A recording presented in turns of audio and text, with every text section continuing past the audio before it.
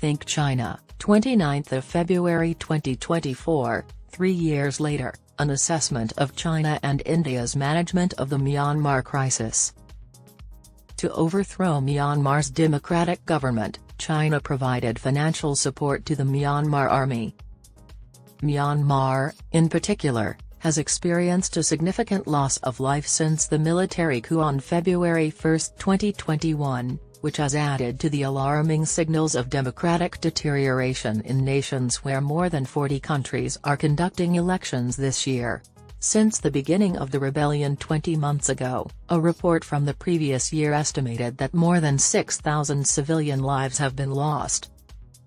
Myanmar's National Unity Government, which was comprised of elected lawmakers marginalized by the coup, and armed rebel organizations, continue to oppose the junta regime.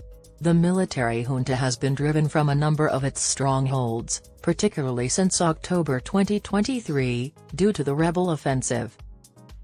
Global attention has been diverted from Myanmar to the Russia-Ukraine war, the Taiwan Strait crisis, and the Gaza conflict, even though the death toll and ongoing violence in Myanmar are alarming to many.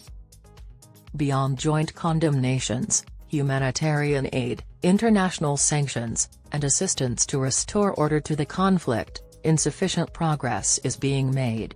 The Myanmar crisis, nevertheless, does this not appear remote to regional actors such as China and India, whose close geographical proximity renders them particularly susceptible to its repercussions. China has substantial investments in Myanmar along its northern border, which has rendered the region an economic and strategic challenge for Beijing.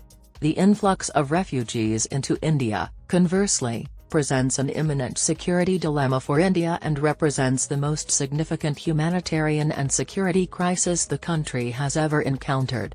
China and India have devised diverse strategies to safeguard their respective interests in Myanmar, where they have encountered distinct challenges.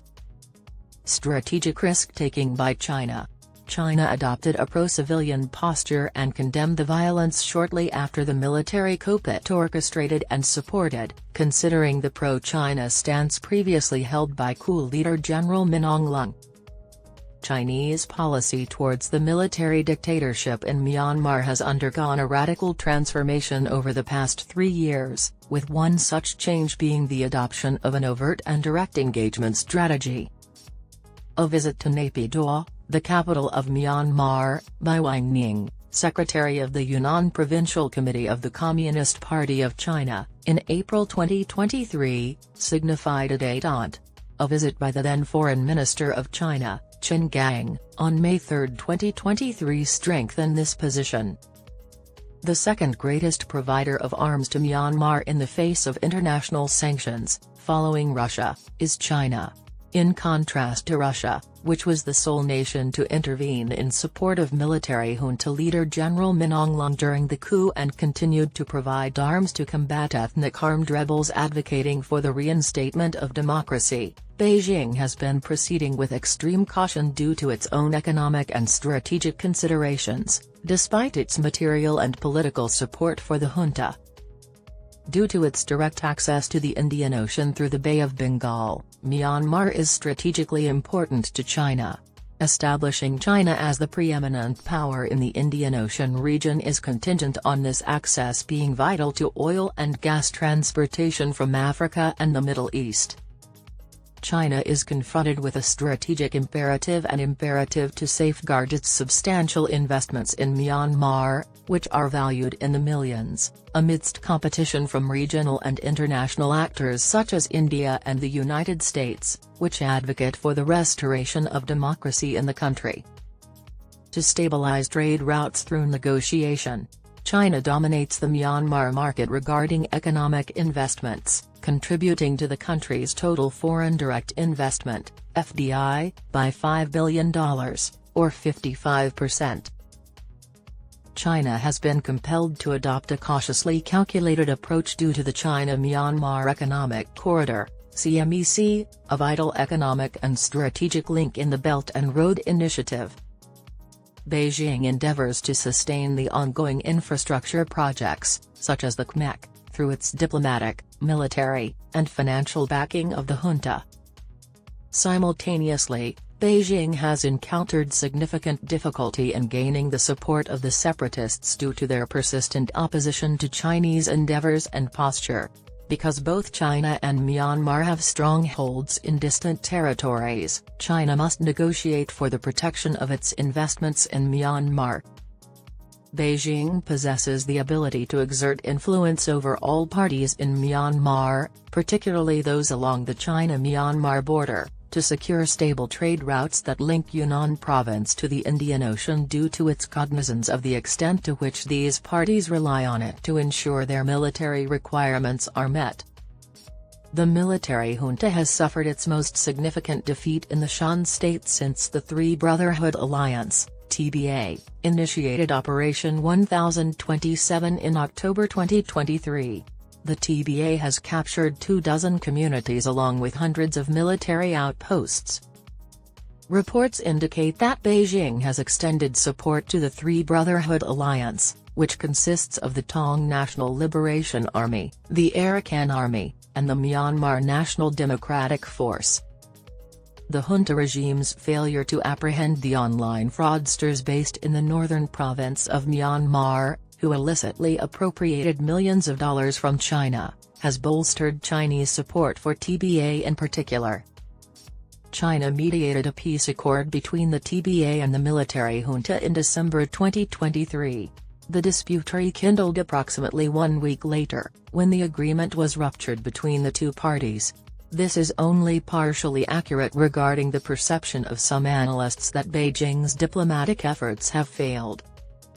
Chinese policy emphasizes the consequences for Beijing's investments and interests rather than the political dynamics within Myanmar, which includes the junta's association with rebel factions and the party's collective aspiration to reach a political resolution.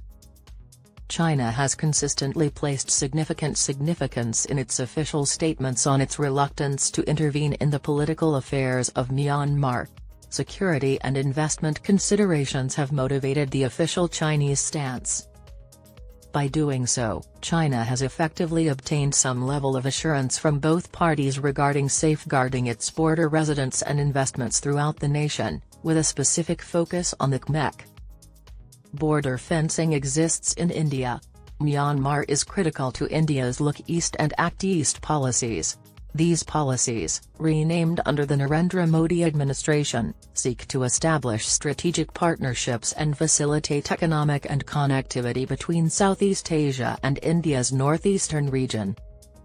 Consistent with its three quadrilateral security dialogue, Quad, allies, the United States, Japan, and Australia, and to counterbalance Chinese influence, India aspires to have a more significant impact in the Indo-Pacific region. Through the Caledon Multimodal Transit Port project, which was mutually agreed upon by the two governments in 2008, India and Myanmar have developed infrastructure and investments in a highly cordial manner. By way of Myanmar and Myanmar's rivers, roads, and seas, the initiative links the eastern seaports of India with Sitwe Port in Myanmar and extends to East India via Myanmar. Progress on the project has been sluggish, nevertheless, due to the persistent conflict and the security context in Myanmar. Security concerns and the influx of refugees. India and Myanmar's porous border has historically fostered solid cultural affinity and strong interpersonal connections between the two nations. A civil war-like situation, however, has emerged on the opposite side of the land border spanning over 1,000 miles. Since the Myanmar rebellion, the tumultuous issue of refugee influx from Myanmar has further compounded its already formidable challenges for India over the last 10 years. With heightened tensions in Myanmar stemming from the Chin and Zhougong states, the UNHCR has documented 600 new arrivals as of July 2023, residing in the bordering Indian states of Manipur and Mizoram. Since the coup d'état in February 2021, the cumulative number of Myanmar refugees having entered India has risen to around 53,500. Refugees are seeking sanctuary in the northeastern states of India, specifically Arunachal Pradesh, Nagaland, Manipur, and Mizoram. This situation gives rise to apprehensions concerning demographic changes, the expansion of local communities, and border security. The migration of thousands of junta soldiers armed with weapons from Myanmar to India has resulted in a security catastrophe for India, in addition to the civilian populace. Migrants from Myanmar have been traced back to the ongoing ethnic conflict in the Indian state of Manipur. An ethnic conflagration in Manipur was attributed to unauthorized infiltrators, according to both the Chief Minister of Manipur and the Home Minister of India. A balanced approach is required.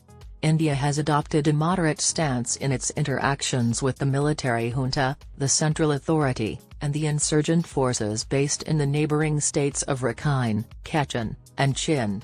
Akin to the Western perspective on the Myanmar crisis, this impartial approach emphasizes advocacy for restoring democracy. However, it diverges from the Chinese stance of abstaining from putting forth any solutions.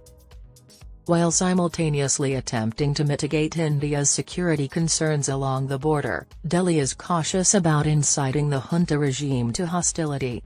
Further, it is not in India's best interest for an unsatisfied junta to align with China if doing so would result in losing the regional power title and a more antagonistic border. In 2019, Delhi enacted the Citizenship Amendment Act, CAA, as part of its efforts to restrict the influx of large numbers of refugees into India. Given the escalating security situation emanating from Myanmar, the Indian government avows its commitment to enforce the act before May 2024. Moreover, to facilitate improved surveillance and a patrol path, India has declared that it will erect a barrier along the entire 1,643-kilometre border with Myanmar. Mobility, access to local markets, and shared natural resources, such as farming and fisheries, will be profoundly impeded for border communities if a fence is erected along the perimeter. As India fortifies its frontier, its approach to the rebel hinterlands and rugged forests remains to be seen. A complete overthrow of the junta regime does this not guarantee a speedy return to democracy, even though its hold has weakened in response to insurgent advances in multiple states. The global community must strongly advocate for a peaceful resolution to the conflict through negotiation, considering the significant influence of China and India, which maintain diplomatic relations with both the junta and the separatists. This strategy provides the most favorable prospect for the reinstatement of democratic governance and the eventual restoration of stability in the impacted areas.